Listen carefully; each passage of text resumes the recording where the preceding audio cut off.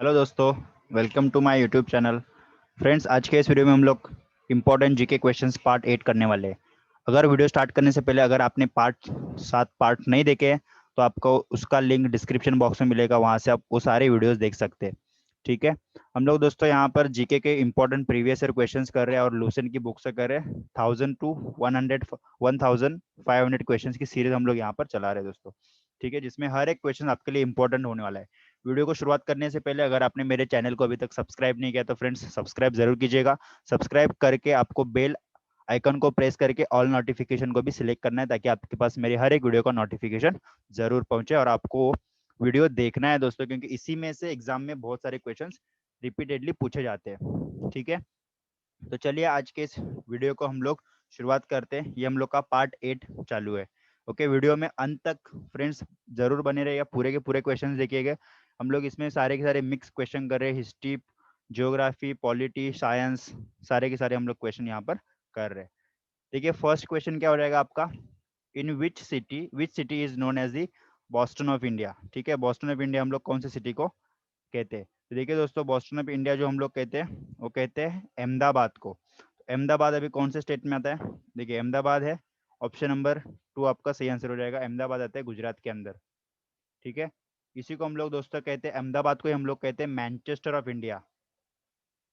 Very important है, ये कई बार एग्जाम में इसको पूछा गया है।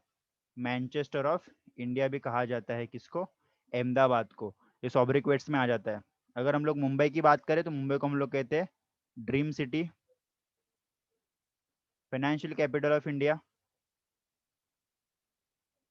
Financial capital. और दोस्तों हम लोग मुंबई को कहते हैं Hollywood of India, Hollywood of India. Okay, Bangalore की अगर हम लोग यहाँ पर बात करें तो बैंगलोर को हम लोग बोलते हैं आईटी कैपिटल। ओके, और इसी को हम लोग बोलते हैं सिलिकॉन वैली। ओके, चलिए। The twin planet of earth is, मैंने कई बार इसका जिक्र किया इक्वेशन का, कि ट्विन प्लैनेट ऑफ अर्थ कौन से प्लैनेट को हम लोग कहते हैं? तो देखिए, ट्विन प्लैनेट ऑफ अर्थ हम लोग कहते हैं वीनस को। वीनस, क्यों वीनस? क्योंकि वीनस जो है ऑलमोस्ट अर्थ के जैसे ही दिखता है, साइज में, शेप में, और इसके लिए हम लोग कहते हैं ट्विन प्लैनेट ऑफ अर्थ किसको कहते हैं? वीनस को कहते हैं। वीनस को ही दोस्तों हम लोग कहते हैं मॉर्निंग स्टार। इसको हम लोग कहते हैं ट्विन प्लैनेट ऑफ अर्थ, और ये अर्थ के बगल में बैसा हुआ है वीनस। ओके, ठीक है, आगे questions. BCCI was established in which year? BCCI की स्थापना कौन से साल में की गई थी? देखिए, सबसे पहले बीसीसीआई का मीनिंग आपको पता होना चाहिए। बीसीसीआई का मीनिंग होता है board of cricket control in India, board of cricket control in India. Okay, इसकी स्थापना की कब की गई थी दोस्तों? इन द ईयर दिसंबर 1928। तो ऑप्शन नंबर सी क्या हो जाएगा आपका? सही आंसर हो जाएगा। दिसंबर 1928 में इसकी क्या की थी? स्थापना की गई थी। अगर प्रेजेंट में हम लोग बात करें तो प्रेजेंट में बीसीसीआई के प्रेसिडेंट कौन है? Former Indian captain, cricket captain कौन है? सौरव गांगुली। ओके, ये भी कौन है यहाँ के? प्रेसिडेंट है बीसीसीआई के। Which city is known as city of roses? City of roses कौन से शहर को हम लोग कहते हैं? तो देखिए, सिटी ऑफ रोजेस हम लोग कहते हैं चंडीगढ़ को। तो ऑप्शन नंबर 2 क्या हो जाएगा फ्रेंड्स आपका? बिल्कुल सही आंसर हो जाएगा, चंडीगढ़। चंडीगढ़ ये क्या है? सिटी ऑफ रोजेस हम लोग इसको कहते हैं। The currency of Norway, Norway की करेंसी क्या है? देखिए, हम लोग सबसे पहले नॉर्वे की बात करते हैं। तो नॉर्वे की जो कैपिटल है वो है ओस्लो, और ये यूरोप कॉन्टिनेंट में आता ही है। और नॉर्वे की जो दोस्तों करेंसी है, इंपॉर्टेंट है, ऑप्शन नंबर 2 यानी कि क्रोन। क्रोन आपका क्या हो जाएगा? बिल्कुल सही आंसर हो जाएगा। तो अगर आपसे पूछा जाए कि करेंसी ऑफ नॉर्वे क्या है, तो आपका आंसर क्या हो जाएगा? क्रोन। और करेंसी कैपिटल पूछे नॉर्वे की तो ओस्लो हो जाएगा। Who gave the concept of black hole? तो ब्लैक होल का कॉन्सेप्ट किसने दिया था? तो देखिए, ब्लैक होल का जो कॉन्सेप्ट है वो किन्होंने दिया था? Albert Einstein. Okay, Albert Einstein. तो नन ऑफ द अबव इसका सही आंसर हो जाएगा। विच is the first Oscar award winning Indian movie? इनमें से कौन सी ऐसी मूवी है जिसको सबसे पहली बार ऑस्कर मिला था? तो देखिए, ऑस्कर जो है मूवी के फील्ड में सबसे हाईएस्ट अवार्ड होता है, तो ये सबसे पहली बार कौन से इंडियन मूवी को मिला था? तो ऑप्शन नंबर 2 हो जाएगा दोस्तों, गांधी जी, गांधी। ओके, और कौन से साल में इसको मिला था? 1982 में ऑस्कर मिला था फिल्म गांधी को। Okay, the planet nearest to Pluto is, देखिए अभी प्लूटो जो है वो प्लैनेट ने, इसको हम लोग ड्वार्फ ड्वार्फ प्लैनेट कहते हैं भी इसको। ओके, तो एग्जाम में आपसे ये भी पूछा पूछा जा सकता है कि इनमें से कौन सा प्लैनेट ड्वार्फ प्लैनेट है। ओके, तब आपका सही आंसर हो जाएगा प्लूटो। तो प्लूटो के सबसे नजदीक कौन होता है? नेपच्यून। ऑप्शन नंबर 4 क्या हो जाएगा आपका? सही आंसर हो जाएगा नेपच्यून। नेपच्यून क्या होता है? प्लूटो के सबसे नजदीक है। Who is known as the king of justice, king of justice किसे कहा जाता है? तो किंग ऑफ जस्टिस देखिए, मुगल एम्परर जहांगीर। जहांगीर को क्या कहा जाता है दोस्तों? King of justice. जहांगीर किसका बेटा था? जहांगीर की हम लोग बात करें तो ये अकबर का बेटा था। ठीक है, और जहांगीर के समय में क्या हुआ था? सन 1600 में क्या हुआ था? Thomas Roe and William Hawkins, important है ये, विलियम हॉकिंस। इन्होंने क्या किया था दोस्तों? इसके दरबार में जाके परमिशन लिया था फैक्ट्री स्टैब्लिश करने के लिए। कहाँ पर? सूरत में। और इसने क्या की थी? जहांगीर ने इनको मंजूरी यानी कि परमिशन भी दी थी। तो अगर कई बार आपसे क्वेश्चन पूछ लिया जाए कि Thomas Roe and William Hawkins किसके दरबार में गए थे परमिशन लेने के लिए to establish the factory in India, तब आपका आंसर हो जाएगा जहांगीर। तब किसका समय काल चालू था as emperor? Jahangir. Okay, only state which touches Afghanistan border is, quite obvious, ये तो आंसर हो जाएगा बी, जम्मू एंड कश्मीर। जम्मू कश्मीर इकलौता ऐसा स्टेट है that touches the Afghanistan border. Okay, और ये सबसे लीस्ट बॉर्डर, अगर हम लोग ऐसा भी अगर आपसे क्वेश्चन पूछ लिया जाए कि सबसे लीस्ट बॉर्डर जो हम लोग कौन से कंट्री के साथ शेयर करते हैं, दैट इज ऑल्सो अफगानिस्तान। वो कितना है? अराउंड 78 किलोमीटर का बॉर्डर है जो कि हम लोग अफगानिस्तान के साथ शेयर करते हैं, which is least among all the countries. Which planet is known as the evening star, तो देखिए इवनिंग स्टार हम लोग चारों के चारों ऑप्शन में आपका आंसर नहीं है, तो इवनिंग स्टार देखिए दोस्तों हम लोग कौन से प्लैनेट को कहते हैं? मर्क्यूरी को कहते हैं। मर्क्यूरी को हम लोग क्या कहते हैं? Evening star. और वीनस की अगर हम लोग बात करें तो वीनस को हम लोग कहते हैं दोस्तों मॉर्निंग स्टार। एक एक पॉइंट आपको याद रखना है, कभी भी कहीं से भी एग्जाम में आपके आ सकता है। तो वीनस को हम लोग कहते हैं दोस्तों मॉर्निंग स्टार, और इवनिंग स्टार हम लोग किसको कहते हैं? मर्क्यूरी। अगर ये मर्क्यूरी की बात करें तो सबसे क्लोज होता है, closest to sun. Okay, most closest to sun होता है मर्क्यूरी। और वीनस इकलौता ऐसा प्लैनेट है जो क्या होता है? ईस्ट टू वेस्ट रोटेट होता है। ईस्ट टू वेस्ट यानी कि पूर्वी से पश्चिम की ओर क्या होता है? वो घूमता है। लेकिन बाकी एक अगर हम लोग प्लैनेट्स की बात करें तो कैसे घूमते हैं? West to east. Very important point है ये, आपको स्टार लगा के इसको मार्क कर लेना दोस्तों। एग्जाम में कई बार एक सवाल पूछा जा चुका है कि कौन सा एकमात्र ऐसा प्लैनेट है जो ईस्ट टू वेस्ट रोटेट होता है, तो सही आंसर हो जाएगा वीनस। ओके, और सबसे लार्जेस्ट प्लैनेट की हम लोग बात करें, लार्जेस्ट प्लैनेट, तब आपका आंसर हो जाएगा जुपिटर। जुपिटर क्या है? सबसे बड़ा प्लैनेट है। और सबसे ज्यादा सैटेलाइट्स कौन से प्लैनेट पे है? तब आपका आंसर हो जाएगा सैटर्न। ठीक है, यहाँ पर क्या है? सबसे ज्यादा मोस्ट नंबर ऑफ सैटेलाइट्स, ये कहां पर हो जाएगा? सैटर्न पे हो जाएगा। ठीक है, where is Nataraj temple situated, देखिए नटराज टेम्पल कहाँ पर स्थित है? तो देखिए नटराज टेम्पल जो है कहाँ पर है? चिदम्बरम। इसको ऐसे भी कहा जाता है चिदम्बरम नटराज टेम्पल। ये कहाँ पर है दोस्तों? ये तमिलनाडु में लोकेटेड है चिदम्बरम। ठीक है, चिदम्बरम नटराज टेम्पल। तो आपको याद रखना है, अगर आपसे पूछा जाए कि नटराज टेम्पल कहाँ पर है, तो नटराज टेम्पल चिदम्बरम नटराज टेम्पल भी इसको कहा जाता है। और ये कहाँ पर लोकेटेड है? तमिलनाडु में लोकेटेड है। The pH value of lemon, देखिए पीएच वैल्यू ऑफ लेमन क्या हो जाएगा? ये अराउंड 2 से लेके 2.4 तक वैरी करता है। तो आपका आंसर हो जाएगा ऑप्शन नंबर 3, 2.4। ओके, तो आपको एग्जाम में कुछ भी देखने को मिल सकता है 2 से लेके 2.4 तक। तो सही आंसर क्या हो जाएगा? 2.4। ऑप्शन नंबर 3 इसका राइट आंसर हो जाएगा दोस्तों। Bridge of Adam is between which two countries, तो देखिए ब्रिज ऑफ अदम जो है इसको हम लोग राम सेतु भी कह सकते हैं। तो ये कौन से दो कंट्रीज के बीच में है? India and Sri Lanka. ओके, इसको हम लोग राम सेतु का ब्रिज भी बोलते हैं। तो कौन से दो कंट्रीज के बीच में है? India and Sri Lanka. Okay, Sri Lanka की कैपिटल क्या है? जयवर्धनपुरा कोट्टे, जयवर्धनपुरा कोट्टे। ठीक है, और यहाँ पर क्या है? पीएम और प्रेसिडेंट कौन है? दोनों भाई है। एकमात्र ऐसा देश है दुनिया में जहां पर पीएम और प्रेसिडेंट क्या है? दोनों क्या है दोस्तों? भाई है।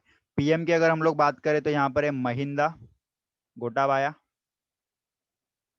महिंदा गोटाबाया। और जो प्रेसिडेंट है वो कौन है? महिंदा, सॉरी, महिंदा राजपाक्सा। और जो प्रेसिडेंट है वो गोटाबाया राजपाक्सा।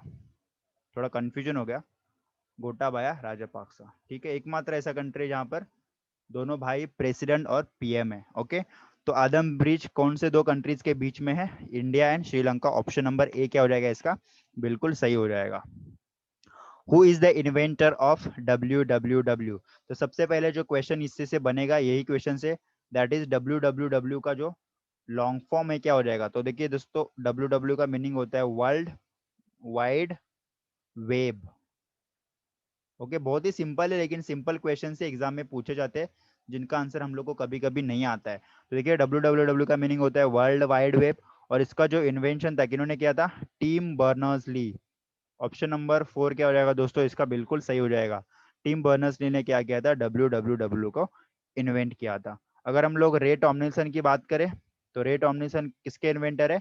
इन्होंने किया था दोस्तों ईमेल का इन्वेंशन। ठीक है, तो ईमेल का अगर आपको पूछे तो आपका आंसर हो जाएगा Ray Tomlinson. Who is the 46th chief justice of India? 46वें चीफ जस्टिस ऑफ इंडिया कौन रहे हैं? तो देखिए, 46 चीफ जस्टिस ऑफ इंडिया कौन है? मिस्टर रंजन गोगोई जी। ठीक है, रंजन गोगोई जी। अगर 47th आपसे पूछता है तो हो जाएगा शरद अरविंद बोबडे जी। अगर आपसे 48 पूछा जाए तो दोस्तों हो जाएगा वो NV रमन्ना, जो कि हाल ही में बने हैं। हाल ही में इनको क्या किया है? अपॉइंट किया गया है। तो 48 पूछे तो NV रमन्ना, 47 पूछे तो शरद अरविंद बोबडे जी, और 46 कौन थे? रंजन गोगोई जी। ओके, तो ये सारे के सारे आपको क्या करना है दोस्तों? पॉइंट याद कर लेना है। Who is the chairman of Rajya Sabha? तो देखिए, चेयरमैन ऑफ राज्यसभा हम लोग कौन होता है? वो होते हैं वाइस प्रेसिडेंट ही। देखिए, जो वाइस प्रेसिडेंट है इनका जो ये कॉन्स्टिट्यूशन में इनका क्या है? कॉन्स्टिट्यूशनल नहीं है इनको, मतलब कॉन्स्टिट्यूशन के द्वारा इनको सैलरी नहीं मिलती है। इनको जो सैलरी मिलती है दोस्तों, किसके लिए मिलती है? As a chairman of Rajya Sabha इनको क्या किया जाता है दोस्तों? सैलरी मिलती है। लेकिन ये जो इनका जो है कॉन्स्टिट्यूशन में कहीं भी इनको क्या किया है? जिक्र नहीं किया गया कि वाइस प्रेसिडेंट होना चाहिए। तो ये वेरी इंपॉर्टेंट पॉइंट है कि जो चेयरमैन ऑफ राज्यसभा होते हैं कौन होते हैं? वाइस प्रेसिडेंट ही होते हैं। और इनको as a chairman of Rajya Sabha ही क्या होता है? इनको सैलरी दी जाती है। तो ये पॉइंट वेरी इंपॉर्टेंट है, आपको याद करना है। अगर प्रेसिडेंट को रिजाइन करना होगा, अगर प्रेसिडेंट को रिजाइन करना होगा तो रेजिग्नेशन लेटर किनके पास देंगे? वो भी देंगे वाइस प्रेसिडेंट के पास। ठीक है, अगर प्रेसिडेंट और वाइस प्रेसिडेंट दोनों कार्यरत नहीं है, दोनों भी नहीं है, तो वो टाइम पे जो हमारे चीफ जस्टिस ऑफ इंडिया होते हैं सुप्रीम कोर्ट के, वो क्या करते? दे ही work as a president of India. Supreme court के जो चीफ जस्टिस ऑफ इंडिया होते हैं वो क्या करते हैं? He works as a president of India. तो मैंने क्या कहा? अगर प्रेसिडेंट और वाइस प्रेसिडेंट दोनों भी नहीं है तो चीफ जस्टिस ऑफ इंडिया क्या करते हैं? He works as a president of India. Okay, very important point मैंने आपको यहाँ पर बता दिया है। Which state is the highest producer of eggs? अंडों का सबसे ज्यादा उत्पादन कहाँ पर होता है? कौन से स्टेट में होता है? तो देखिए, हाईएस्ट प्रोड्यूसर ऑफ एग्स कौन से स्टेट में होता है? तो देखिए, अंडों का उत्पादन ये होता है दोस्तों AP, यानी कि आंध्र प्रदेश। आंध्र प्रदेश में क्या होता है? एग्स का प्रोडक्शन सबसे ज्यादा होता है। सेकंड नंबर पे अगर आपको पूछ ले तो हो जाएगा तमिलनाडु, और थर्ड नंबर पे हम लोग का महाराष्ट्र। ओके, तो ये आपको याद करना है। अगर अंडों के बारे में पूछे कि सबसे ज्यादा कहाँ पर होता है, तो आंध्र प्रदेश, सेकंड नंबर पे तमिलनाडु, थर्ड नंबर पे Maharashtra. Dudhwa national park is famous for which animal? कौन से एनिमल के लिए, कौन से प्राणी के लिए जो दुधवा नेशनल पार्क है वो इंपॉर्टेंट है? अभी सबसे पहले जो यहाँ पर पॉइंट है कि दुधवा नेशनल पार्क कहाँ पर है? तो देखिए, दुधवा दोस्तों देखिए यूपी में है, उत्तर प्रदेश में है। और दुधवा जो नेशनल पार्क है वो टाइगर के लिए क्या है? फेमस है, यानी कि बाघ के लिए सबसे ज्यादा दुधवा नेशनल पार्क बाघ के लिए फेमस है, यानी कि टाइगर के लिए। कहाँ पर आता है? यूपी में आता है। Fundamental rights were taken from which countries constitution? तो देखिए फंडामेंटल जो राइट्स है हम लोग, कुछ राइट्स ब्रिटिश कॉन्स्टिट्यूशन से भी लिए और कुछ अमेरिकन, लेकिन जो इसका आंसर हो जाएगा दोस्तों ऑप्शन नंबर 3 हो जाएगा, अमेरिकन कॉन्स्टिट्यूशन। तो मोस्ट कभी भी अगर आपको एग्जाम में पूछे कि फंडामेंटल राइट्स हम लोग ने कौन से कंट्री से लिए, तो आपका आंसर हो जाएगा अमेरिकन कॉन्स्टिट्यूशन। याद रखना है आपको, अमेरिकन कॉन्स्टिट्यूशन से हम लोग ने क्या किए हैं, फंडामेंटल राइट्स लिए हुए। अगर फंडामेंटल राइट्स की बात करें तो ये कौन से पार्ट में आते हैं कॉन्स्टिट्यूशन के? तो ये पार्ट नंबर 3 में आते हैं, part 3 of Indian constitution, from article 12 to article 35। Okay, और आर्टिकल 32 जो होता है दोस्तों, आर्टिकल 32, इसको हम लोग क्या कहते हैं? कॉन्स्टिट्यूशन का heart and soul of the Indian constitution. किसे कहते हैं? आर्टिकल 32 को। और ये किसने कहा था? ये दोस्तों ये कहा था BR अम्बेडकर जी ने कहा था। ये आर्टिकल 32 को heart and soul of the Indian constitution. Okay, next question, who had accepted the title of केसराई हिंद? तो देखिए केसराई हिंद हम लोग कहते हैं महात्मा गांधी जी को। इनको ये उपाधि किसने दी थी दोस्तों? तो ऑप्शन नंबर बी आपका क्या हो जाएगा? सही आंसर हो जाएगा। केसराई हिंद इनको किसने उपाधि दी थी? लॉर्ड हार्डिंगे। लॉर्ड हार्डिंग के उस टाइम के ये कौन थे? इंडिया के वॉइसरॉय थे। ये कब आए थे, क्यों दिया था? जब गांधी जी साउथ अफ्रीका से इंडिया में रिटर्न आए थे 1915 में, तब इनको ये क्या की थी? उपाधि टाइटल दिया था केसरी हिंद का। किसको? महात्मा गांधी जी को। अगर महात्मा गांधी जी की बात करें तो इनकी young India and my experiments with truth, my experiments with truth, ये दो इंपॉर्टेंट बुक्स है जो आपको एग्जाम्स के लिए क्या करना है, करके जाना है। सरदार वल्लभ भाई पटेल की अगर हम लोग की बात करें तो देखिए दोस्तों, बारदोली सत्याग्रह, बारदोली मूवमेंट से ये ज्यादा एसोसिएट है कौन? सरदार वल्लभ भाई पटेल। इनको हम लोग क्या कहते हैं दोस्तों? Bismarck of India, Bismarck of India. और इन्हीं की जो बर्थ डेट है, उन्हीं की मेमोरी में हम लोग 31 अक्टूबर को क्या मनाते? National unity day, national unity day. Okay, सारे के सारे इंपॉर्टेंट पॉइंट्स मैंने यहाँ पर बता दिए। अगर बाल गंगाधर तिलक जी की हम लोग बात करें तो इनकी दो मेन न्यूज़पेपर्स थे, मैगजीन्स थी, इसको बोल सकते हैं बाल गंगाधर तिलक की। That was Kesari and Maratha. Kesari जो तो दोस्तों मराठी लैंग्वेज में थी,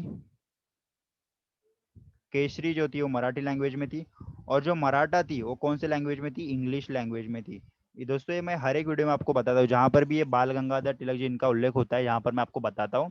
जो केसरी होता है वो मराठी लैंग्वेज में होता है, और मराठा है वो इंग्लिश लैंग्वेज में होता है। थोड़ा सा कंफ्यूजिंग है ये, लेकिन ये आपको याद रखना है, अपोजिट है ये। ओके, तो ये आपको याद करना है। जवाहरलाल नेहरू जी की बात करें तो इनका एक बुक है discovery of India, discovery of India, और ये लॉन्गेस्ट PM रहे भारत के। ठीक है, total of 12 years around. In which year SAARC was established? SAARC की स्थापना कौन से साल में की गई थी? सबसे पहले हम लोग सार्क की बात करें तो सार्क देखिए एक साउथ एसोसिएशन, साउथ एशियन, इसका लॉन्ग फॉर्म देखिए, साउथ एशियन एसोसिएशन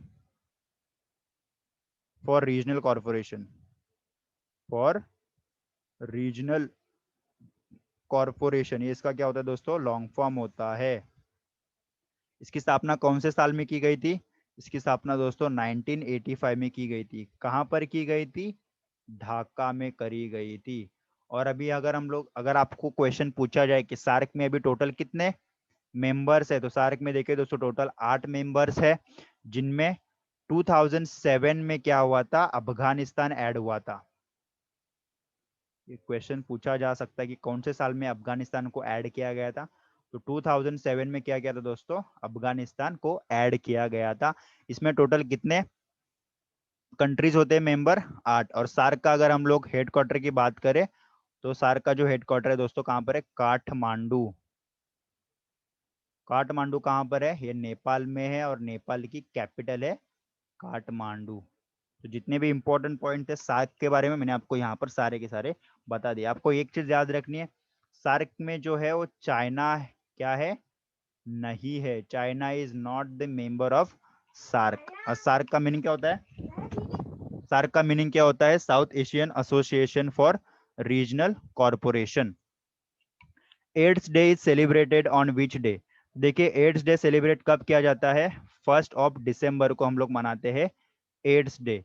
एड्स की हम लोग बात करें तो देखिए एक बीमारी होती है, एड्स का जो लॉन्ग फॉर्म होता है एक्वायर्ड यूमिनो डिफिशियंसी सिंड्रोम।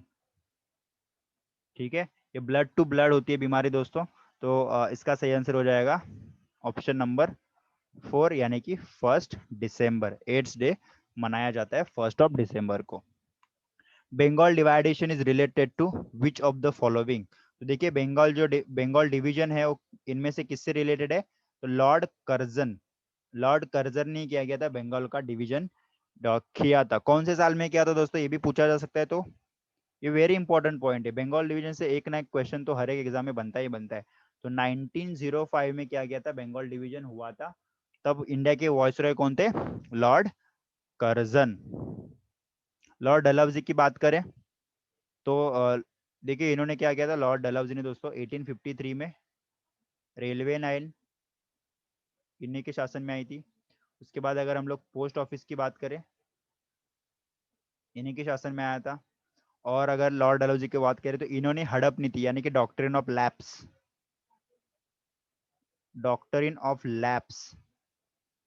ये किसने अपनाई थी, लॉर्ड डलहौजी। और डॉक्ट्रिन ऑफ लैप्स के तहत सबसे पहला शहर जिसको हड़पा लॉर्ड डलहौजी ने क्या किया था, एनेक्स किया था, दैट वाज सातारा। ठीक है, कौन सा सिटी था ये, सातारा। तो लॉर्ड डलहौजी के बारे में ये पॉइंट भी आपको क्या करने हैं, याद करने हैं। तो बंगाल डिवीजन कौन किसके टेनर में होता दोस्तों, लॉर्ड कर्जन 1905 में।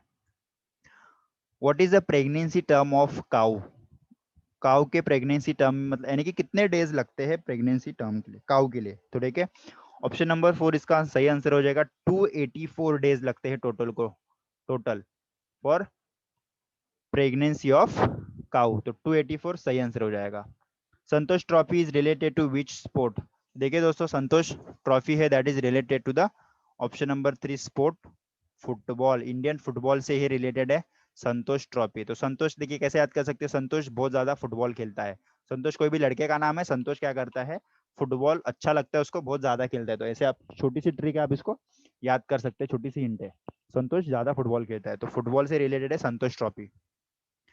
विच is the highest lake of the world. दुनिया का सबसे ऊंचा लेक कौन सा है, तो लेक टिटिकाका क्या है दुनिया का दोस्तों सबसे ऊंचा लेक है। और ये कौन से कॉन्टिनेंट में आता है, साउथ अमेरिका में आता है ये लेक टिटिकाका। कौन सी कंट्री है, पेरू और बोलीविया। पेरू और बोलीविया दोनों कंट्रीज में आता है ये, देखिए लेक टिटिकाका दुनिया का सबसे highest lake. In which state of India the maximum number of Anglo India live. Bharat के कौन से राज्य में सबसे ज्यादा एंग्लो इंडियंस लिव होते हैं, तो ऑप्शन नंबर सी यानी कि केरला इसका क्या हो जाएगा दोस्तों, सही आंसर हो जाएगा। केरला में सबसे ज्यादा एंग्लो इंडियंस पाए जाते हैं और अभी भी है। Muslim League was established in which city. तो देखिए मुस्लिम लीग ऑप्शन नंबर 4 ढाका में इसकी स्थापना की गई थी। कौन से साल में की गई थी, 1906 में क्या की थी दोस्तों, इसकी स्थापना की गई थी। और कहाँ पर की गई थी, ढाका। और ढाका कहाँ पर है दोस्तों, ये जो है ये है बांग्लादेश में। और बांग्लादेश की कैपिटल भी क्या है, ढाका ही है। बांग्लादेश की करेंसी क्या हो जाएगी, टाका। और जो बांग्लादेशी कंट्री जिसके साथ हम लोग क्या करते हैं दोस्तों, लॉन्गेस्ट बाउंड्री शेयर करते हैं, लॉन्गेस्ट लैंड बाउंड्री शेयर हम लोग करते हैं बांग्लादेश के साथ ही करते हैं।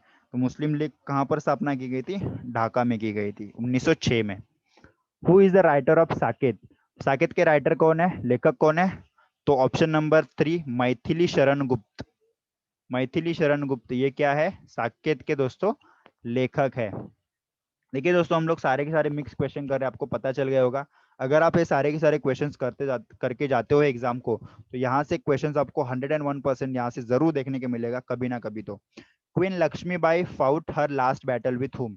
किसके साथ रानी लक्ष्मीबाई ने क्या किया था लास्ट बैटल अपना किया था, तो ऑप्शन नंबर ए हो जाएगा इसका सही आंसर, जनरल हुरोज। जनरल हुरोज के साथ क्या गया था इनका फास्ट लास्ट बैटल हुआ था, नॉट फास्ट, लास्ट बैटल हुआ था किनका, रानी लक्ष्मीबाई का। तो आपको याद रखना है। और ये जनरल हुरोज ही थे, इन्होंने क्या कहा था रानी लक्ष्मीबाई को, man amongst the mutinies, man amongst the mutinies. Okay, यानी कि जो सिपाही थे उनके बीच का जो मैन, आदमी, ये कैसे किसने कहा था रानी लक्ष्मीबाई को, जनरल हुरोज, इन्होंने ही कहा था ये।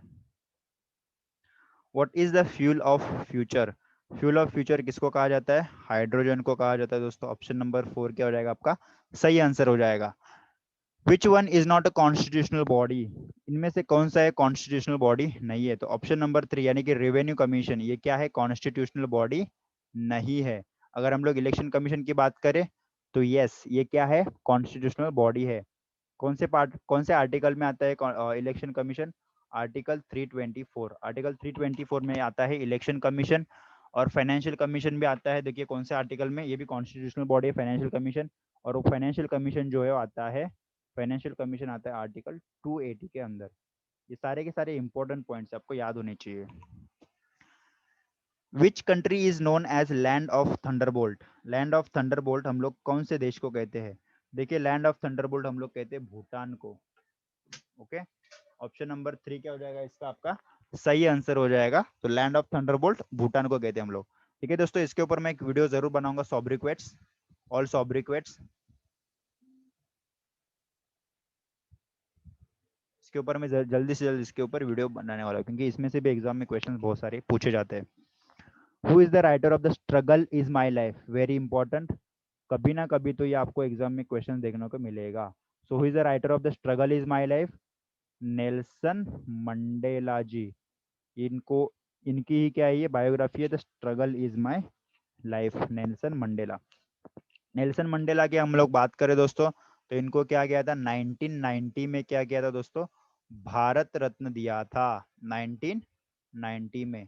और एक दूसरे ऐसे व्यक्ति है जो नॉन इंडियन होके इनको क्या मिला है, भारत रत्न है। तो दूसरे, ये तो पहले कौन थे दोस्तों, 1987 में हम लोग ने दिया था भारत रत्न किनको, non Indian, first non Indian to receive, first non Indian to receive Bharat Ratna, ये कौन थे, खान अब्दुल गफ्फार खान, इनको दिया था सबसे पहले, जो नॉन इंडियन थे, नॉन इंडियन, इनको मिला था सबसे पहले। ठीक है, भारत रत्न, जो कि हमारा हमारा क्या है, हाईएस्ट सिविलियन अवार्ड है। 1987 में इनको दिया था, 1990 में भारत रत्न दिया था नेल्सन मंडेला जी को, जो कि क्या है, दूसरे नॉन इंडियन थे। Who is the first lady IAS officer, तो देखिए फर्स्ट लेडी आईएएस ऑफिसर कौन है, अन्ना जॉर्ज, अन्ना जॉर्ज, 1951 की बैच की क्या रही है, आईएएस ऑफिसर रही है। अगर आईएएस की जगह दोस्तों यहाँ पर आपको आईपीएस पूछता, तो आईपीएस हो जाती है आपकी किरण बेदी जी। ओके, तो किरण बेदी जी, अगर आपको आईपीएस पूछा तो किरण बेदी जी, आईएएस पूछा तो Anna George. Okay, who was the writer of Madhushala, Madhushala के लेखक कौन थे, तो देखिए मधुशाला के जो लेखक थे वो कौन थे, हरिवंश नारायण बच्चन, हरिवंश नारायण बच्चन ही क्या थे, मधुशाला के लेखक थे। और ये हरिवंश नारायण बच्चन कौन थे, तो ये दोस्तों अमिताभ बच्चन जी के पिताजी थे, कौन, हरिवंश नारायण बच्चन और हरिवंश राय बच्चन। ठीक है दोस्तों, तो इसी के साथ दोस्तों आज के इस वीडियो के हम लोग ने 40 इंपॉर्टेंट क्वेश्चन किए हैं, जो कि आपके एग्जाम पॉइंट ऑफ व्यू से इंपॉर्टेंट है। ठीक है, ये सारे के सारे अगर आप पूरी सीरीज देखते हो दोस्तों, तो आपको एग्जाम में इससे जरूर हेल्प मिलेगी, ये मेरा दावा है। अगर आपको ये वीडियो अच्छा लगा है तो अपने फ्रेंड्स के साथ शेयर करिए, जो भी पढ़ाई करते हैं। ओके, और आपने मेरे चैनल को अभी तक सब्सक्राइब नहीं किया तो सब्सक्राइब जरूर कीजिएगा दोस्तों। और आपको मेरी मेहनत आ रही है, मेहनत अच्छी लग रही है, तो आप मेरे चैनल को सब्सक्राइब और लाइक करना ना भूलिए। ठीक है, थैंक यू दोस्तों, thank you for watching this video.